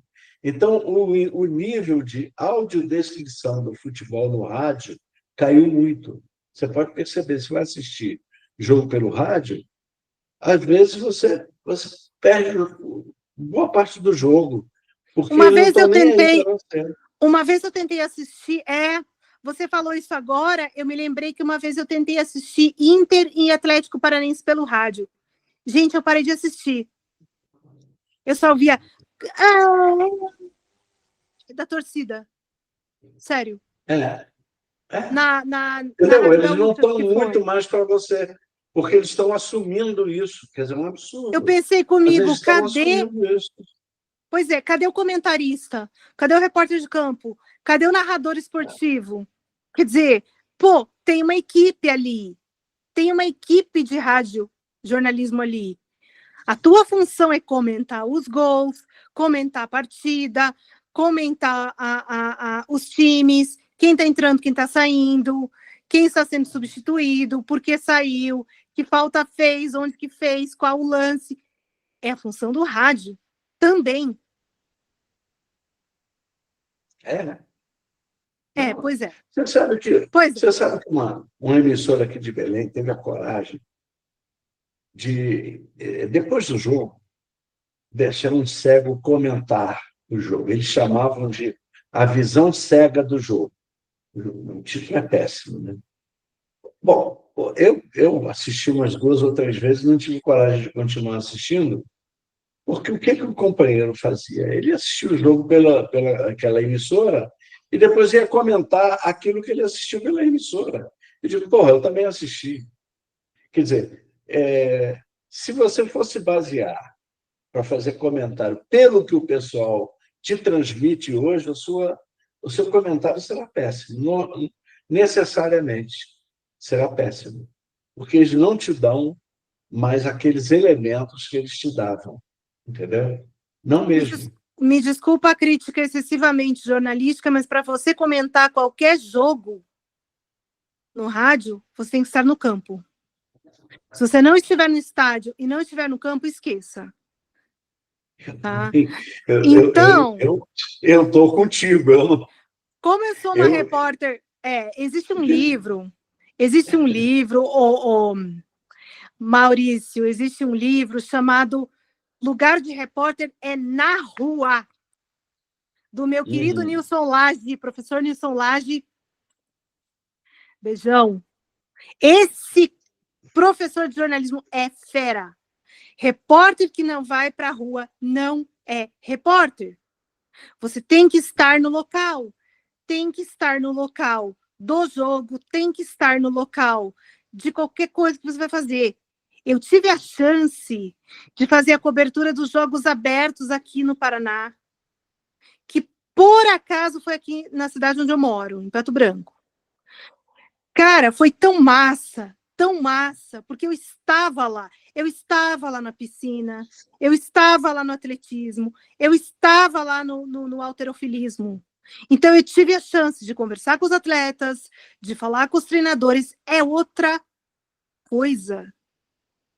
É outra história. Você está lá como repórter, como testemunha ocular da história. Lembram do Repórter ESSO? Pois é. A testemunha ocular da história. Eu assisti o Repórter ESSO antes dele ir para a TV Globo. Eu assistia na Rádio Nacional. Parece que as pessoas se esqueceram da testemunha ocular da história. Então, testemunha ocular da história. Não me lembro. O repórter é a alma da reportagem, é testemunha ocular da história. Eu posso escrever o meu livro de casa com os conhecimentos que eu tenho, mas se eu quiser lançá-lo, eu irei para perto das pessoas, porque eu vou falar deles no YouTube, eu vou falar dele na biblioteca, eu vou falar dele para as pessoas. Então, é outra coisa, entendeu? Se eu quiser escrever uma reportagem que envolva a natureza, eu tenho que ir para a natureza. Lugar de repórter é na rua. Ai, por isso que eu sou apaixonada pela reportagem. Embora agora, eu não tenha... como cega, você não conseguiria ser repórter de campo. Né? A reportagem de campo é mais difícil. Estou falando de futebol. Não, desculpa a franqueza, eu acho impossível. Como a reportagem de campo é feita, né? Claro, depois que as meninas quase me jogaram na piscina, é melhor eu não ter essa ideia, né? Porque, sério, elas venceram, daí a editora, vai lá entrevistar as meninas, beleza, vou lá entrevistar as meninas.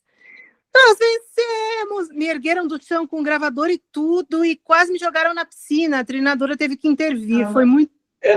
Mas há uma diferença entre você entrevistar depois do jogo e você, como eu falo, repórter de campo, é aquele camarada que fica atrás do gol e levando comentar os bolada. lances. Às vezes levando bolada. Mas comentar, quer dizer, nós não temos chance ainda de fazer isso. Eu sempre vou colocar o ainda, viu? Eu sempre coloco o ainda. Tá? Sempre vou colocar o ainda. Pode demorar muito, mas é ainda. Eu estou escrevendo exatamente sobre isso. Sobre... Não é uma provocação, mas é demonstrar como é possível fazer um jornalismo no escuro. Porque nós temos outras percepções. Talvez não seja 100%, eu não consigo acompanhar o jogo 100%, mas eu posso perceber quando o treinador está gritando, eu consigo perceber quando a torcida do outro lado está vaiando, eu consigo perceber quando os jogadores estão brigando. Então, assim, dá para perceber? Dá, só que de outra maneira. Então, é sobre isso que eu estou escrevendo. Não, perfeitamente. Nesse sentido. Agora, você jamais poderia dizer com segurança o gol, esse gol é mais bonito do que aquele outro. Sim, com certeza. Isso aí não. É isso que eu tô, e é por isso que eu digo ainda. Eu sempre vou colocar o ainda, tá? Sempre coloque. Sempre vou colocar o ainda.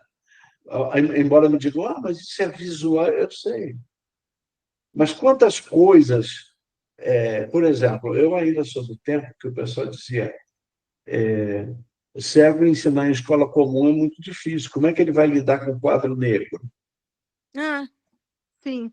Você está entendendo? Quer dizer, como é que o cego vai controlar uma turma? Cola, né? Aluno que entra, aluno que sai. Como é que você vai controlar isso na sua sala? Entendeu? Eu sou desse tempo. ainda que havia dificuldade para a gente ser aceito em escola comum para ensinar. E eu estou te dando... Hoje em dia, ninguém discute mais isso. Quer dizer, discute, mas a gente já quebrou muita barreira, já não tem muito... tanto... essa já não é a questão de base. A questão de fundo já não é essa. Tá? Mas eles inventam outras, não se preocupe. Isso aí é fácil. Né? Eu costumo dizer assim, que o meu maior problema de visão, pelo menos para mim, né? Que o maior problema de não enxergar, não é problema, mas eu acho que quando você não enxerga, a maior barreira que você enfrenta é a humana. Exatamente. Porque se não fosse a humana, cara, e daí que eu não enxergo? Qual é o problema disso? Qual é o problema disso? Isso está te incomodando? Isso está te perturbando? Quem não gosta disso é você. Porque a mim, olha, Maurício, eu não me preocupo com a minha falta de visão. Eu consigo ler, eu consigo escrever, né? Eu consigo andar. Claro, você não vai fazer as coisas da mesma maneira que as pessoas que enxergam, mas eu não sei, eu tenho uma coisa impressionante. Sempre que eu vou fazer uma coisa que uma pessoa que se enxerga se mete no meio, dá ruim. Eu não sei se com vocês é assim, com o Maurício, né? Mas é uma coisa impressionante, porque eu não vejo, pelo menos para mim, nossa, hoje eu corri lá, fui lá jantar, peguei as coisas, esquentei minha janta, correndo, e tô aqui conversando com você, conversando com os nossos telespectadores, então assim, eu vejo essa questão de não enxergar como um problema de quem está em volta, e não meu. Desculpa, hein? Foi mal. Isso nos leva a concordar com o Sartre, quando ele a peça, acho que são Entre Quatro Paredes, quando ele diz: o inferno são os outros. O inferno são os outros, exatamente. O inferno são os outros. Jean-Paul Sartre é dos meus. Li muito Sartre na faculdade. O inferno são os outros, com certeza, não eu. Não. Bom, Lúcia, é o seguinte, eu não sei se você tem a mesma percepção que eu, mas eu desconfio que a gente está indo para o tende. O que você acha? Ai, infelizmente, né? E olha, o nosso papo tá bem legal, né, gente? Eu tô adorando, pelo menos. Mas eu te dou uma chance de estender o quanto você quiser. O que você gostaria de ter dito que ou não houve espaço ou eu não deixei você dizer? Não sei, gente, mas eu acho que... Olha, hoje, por exemplo, eu assisti uma reportagem no jornal que me chamou muita atenção. As pessoas com deficiência estão ganhando, pelo menos aqui no Paraná, abertura para trabalho no mercado, nos supermercados. O problema é que nós temos uma profissão, nós temos qualificação e nós temos... falamos idiomas, temos qualificação, temos anos de carreira. Então, não se justifica uma empresa dizer que vai te contratar só por contratar, entendeu? E, na verdade, não está pronta para te receber. Eu acho que o acolhimento, se pode chamar assim, ele deve acontecer em todas as empresas, inclusive na comunicação. Eu vi, eu percebi e continuo percebendo um grande preconceito, pelo menos na minha área, dentro da comunicação, com as pessoas com deficiência, tá? Eu acho que não se trata só de pura e simplesmente contratar a pessoa. Você tem que ter um pouco de sensibilidade, de acessibilidade, atitudinal, para perceber, poxa, esse é um profissional que vale a pena eu contratar. Esse é um profissional que tem essas e essas e essas características que vale a pena eu contratar.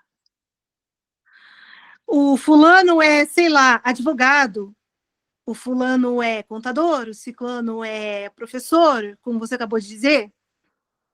Eu preciso procurar o que a pessoa é e não o que, não, o que a pessoa tem e não o que a pessoa é. Eu preciso procurar as qualidades da pessoa e não o defeito e não o problema que eu acho que ela vai causar. Eu deixo essa mensagem, sabe? Eu acho que está faltando muito isso, não só no mercado de trabalho, mas nas universidades, desde que a pessoa é pequena.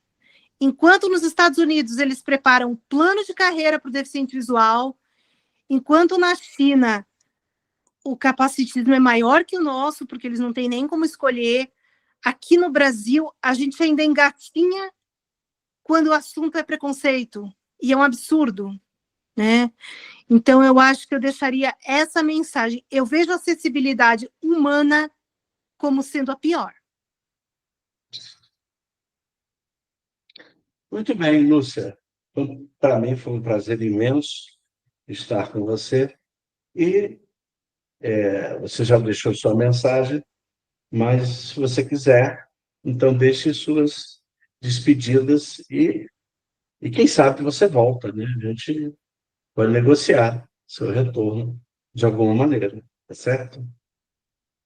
Bom, eu agradeço o convite, Maurício. Foi um prazer gravar esses vídeos com você. Como eu te disse, a gente sempre se adapta, a gente sempre dá um jeito. Aos nossos ouvintes e telespectadores, o Maurício sabe onde me achar, qualquer coisa, né, Maurício? Entre em contato Claro. comigo. E eu estou à disposição. Eu ainda estou escrevendo o livro. Quando terminar, vai ter lançamento. E a gente está aí, sempre na luta, sempre disposta a fazer tudo que for possível para deixar um legado, né, para que as pessoas com deficiência visual possam, no futuro, entender que o problema não são elas, mas o inferno são os outros. Eu vou terminar com isso. O inferno são os outros, tá bom, gente? Quando você lançar o livro, a gente pode convidar você para a gente discutir o seu livro aqui, tá bom? Vai ser um prazer, vai ser uma honra. Com certeza, Maurício. Então, Uma honra faça o mesmo. favor, por favor, faça o favor de lançar logo esse livro que a gente vai querer conhecer. Não, calma.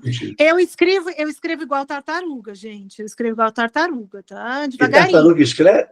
Peraí, tartaruga escreve? Eu não sabia. Escreve. Para Aquela mim, elas pessoa... eram todas analfabetas. Não, aquela pessoa... Sabe aquela pessoa que escreve sem pressa? Tem um ditado italiano que diz assim: piano, piano, se va lontano. Quer dizer, devagar, devagar, se vai longe, né? Eu sou dessa corrente aí. Então, tá certo.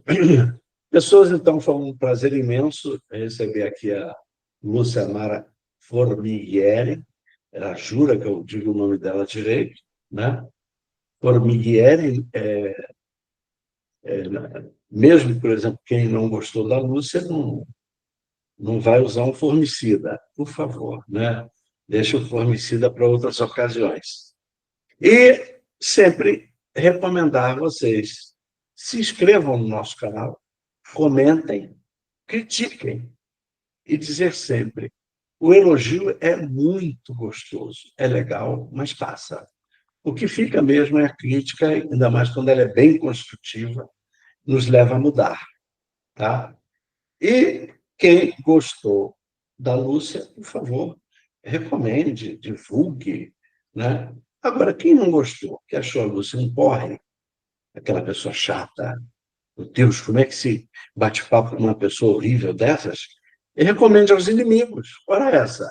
Os inimigos também merecem, né? E estejam sempre conosco e, como eu sempre digo, em pé.